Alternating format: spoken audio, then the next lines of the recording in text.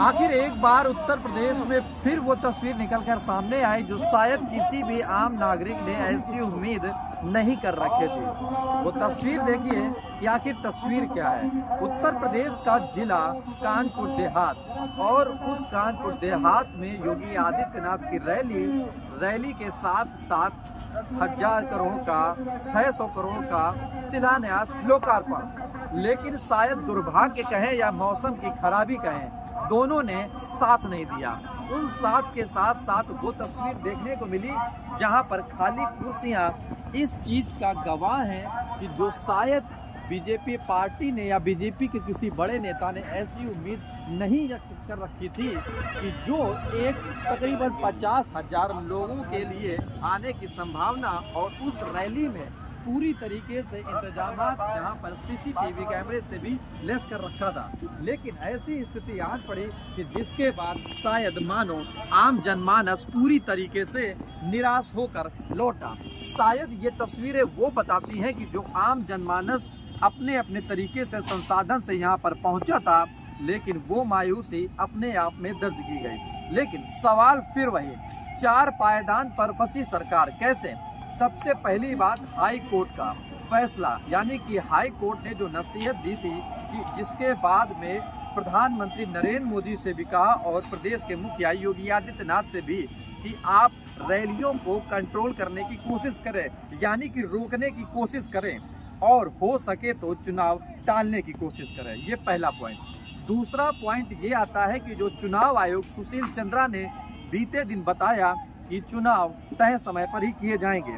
उस तय समय पर किए गए चुनाव की स्थिति ये बताती है कि शायद सरकार और सुशील चंद्रा इस बात को दरकिनार कर रहे हैं कि जिस तरीके से ओमी वेरिएंट भारत में पांव पसार रहा है, शायद वो इसको अनदेखा कर रहे हैं।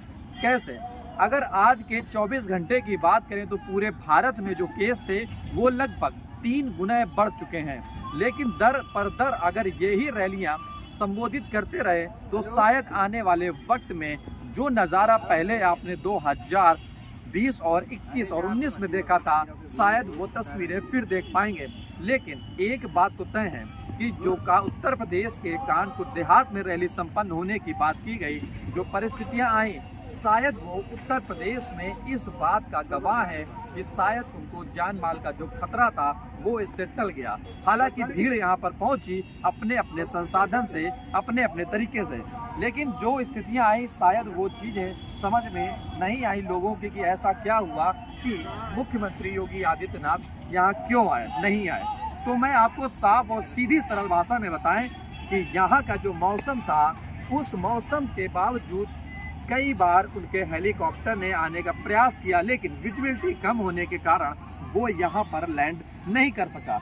हालांकि उनको इसके बाद में सबसे पहले कानपुर देहात आना था और उसके बाद में रायबरेली, लेकिन वो रायबरेली तो पहुँचे, लेकिन शायद कानपुर में धरा पर उनका हेलीपैड पर आगमन नहीं हुआ। और यही वो कारण रहा कि जिसके बाद प्रदेश के मुखिया निराश रहे और कहीं ना कहीं कानपुर देहात की जनता भी निराश रही। हालांकि जो मैंने पिछले वीडियो में आपने देखा, उस भीड़ में आई लोगों ने जो बताया, जो महिलाओं ने बताया, उनकी कई समस्याएं, चाहे वो मकान से संबंधित हो, चाहे वो आशा बहुओं से संबंधित हो, चाहे वो राशन कार्ड से संबंधित हो, कई लोग अपनी समस्याओं को लेकर इस पंडाल में पहुंचे थे। लेकिन शायद वो समस्याएं उनकी समस्याएं ही बनी रहेंगी और ये जनसभाएं लगातार चलती रहेंगी और उन समस्याओं का समाधान बीते वक्त दर पर दर बीतता जाएगा, लेकिन निजात शायद उनको अभी वर्तमान में नहीं मिल पाएगा।